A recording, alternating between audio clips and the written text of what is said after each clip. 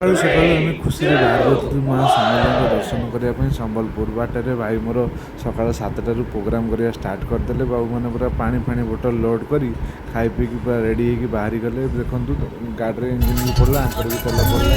ବୟସ ରାଜପଥରେ ଗୀତ ପଡ଼ିକି ଚାଲିଲେ। ବହୁତ ହି ବଢ଼ିଆ ଭାବରେ ଆମେ ଦୁଇଟା ଗାଡ଼ି ନେଇ ଯାଇଥିଲୁ। ବହୁତ ହି ଭଲ ଲାଗିଲା। ବାଟରେ ଟିକେ ଜାମୁକୋଳି ଖାଇଲୁ।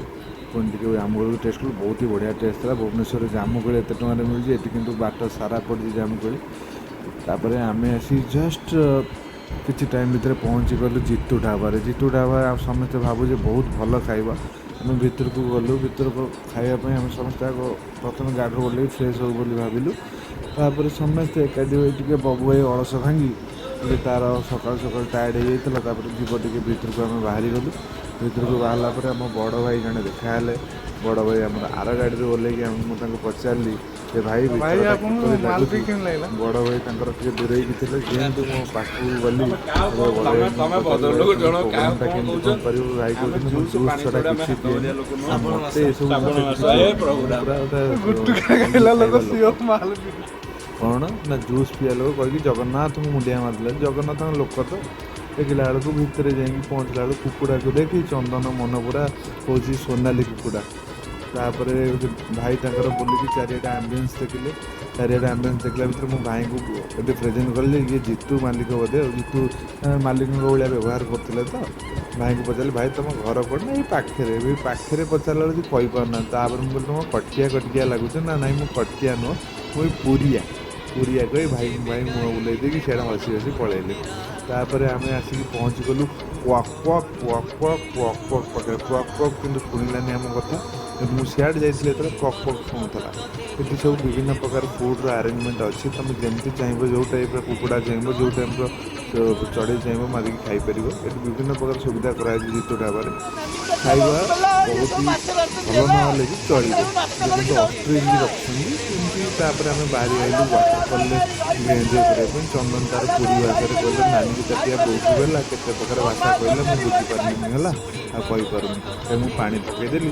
ଚନ୍ଦନ ତାପରେ ମୋତେ କହୁଛି ଭାଇ ଖେଳ କରିବେ। ଏମିତି କେତେ ପ୍ରକାରର ଭଦ୍ରାମୀ ଭାଷାରେ କହିଲେ ମୁଁ ତା ବିଷୟରେ ଆଉ କ'ଣ କହିବି। ତାପରେ ଟିକେ ନାଚ କୁଦ କରି ମୁଁ ଟିକେ ପଳେଇଲି ସେ ଝରଣା ପାଣିଟି ଏତେ ଥଣ୍ଡା, ଚାରିଆଡ଼େ ଖାଲି ମାଛମୟ।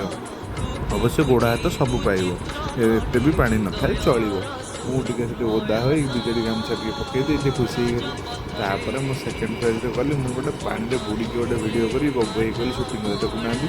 ସୁଟିଂ ବି ଭଲସେ କରିପାରିଲେନି। ଏଇଥିରେ ଗୋଟେ ବଡ଼ ଫଟୋ ଦରକାର। ଛାଡ଼, ସମୟର କଥା, ନିଜ ଭିତରେ କଥା। ଆମେ ଆଡ଼ଜଷ୍ଟ କରିନେଲୁ ଥଣ୍ଡା ପାଣି ଖାଇ।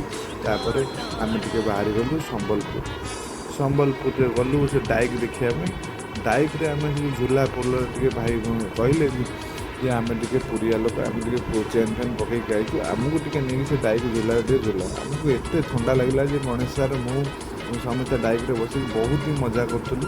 ଉପରୁ ଦେଖିଲୁ ଯେ ପୁରା ଦୁବାଇ ସହର ଭଳିଆ ଦେଖାହେଲା। ଦେଖିଲା ବେଳକୁ ସେଠି ଗୋଟେ ବର ଗଛଟେ ଅଛି।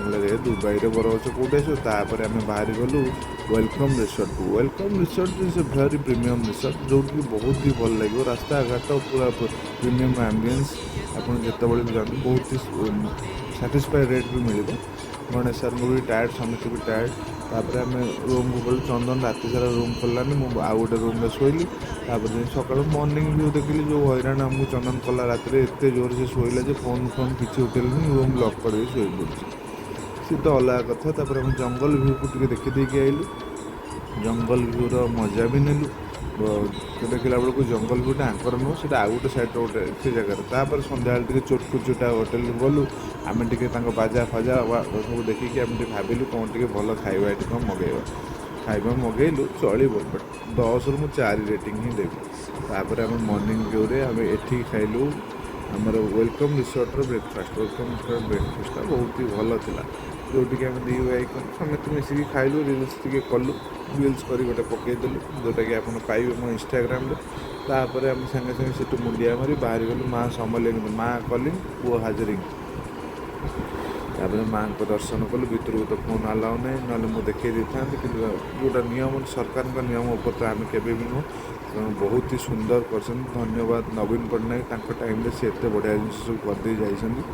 तापर पुणी आम से एरिया डेकोरेट देखो बहुत ही बढ़िया भाव संबलपुर डेभलप हो गलानी तापर आम बाहरी गलु प्रधानपेट को प्रधानपेट रास्ता बहुत ही सुंदर आप बाट सारा देखो झरना बहुत ही एंजॉयमेंट करेंगे प्रधानपेटा एक्चुअली नेचुरल व्यू आप प्रधानपेट पाखक जी देखिए पाखापाखि 200 फुट ऊपर पानी पड़ुचे आपको जोटा कि फील लगे जे पूरा वर्षार आंबियंस पूरा फील हम तो चारिपटे पूरा बढ़िया भाव वाटर ट्रिटमेंट प्लांट करके जाऊँगी तापर आम से चेर जंगल फंगल डे पूरा व्यू मजा नेलु मु 2-3टा खंडे बढ़िया बढ़िया रिल्स करछे आपन भल लगे तो मो रिल्स को जाई देखिपारे मो इंस्टाग्राम रे मु प्रथम स्टेप डाउन रिल्स करछि गोटे पहाड़ ऊपर जाकि गोटे चढ़ी गोटे फोटो उठे देली तापर बबुई भी बहुत तापर हम 2टा खंडे गीत पके चंदन हमर हाथी बबुई गेला ता हाथी के मोड रे बबुई नचले बढ़िया वीडियो नाचले खुशी लागला समस्त नाचले मो रिल्स खराब कला वीडियो छाड़ा पायो तो बाहर लोग छिड़ा है पूरा मनसून फील आसो बने जस वर्षा सीजन चला आहुरी मजा भल लागला तापर वर्षा सीजन हम आगो गाडरे हमर अवस्था नहीं पर ता भीतर जान एंजॉय करी तार अवस्था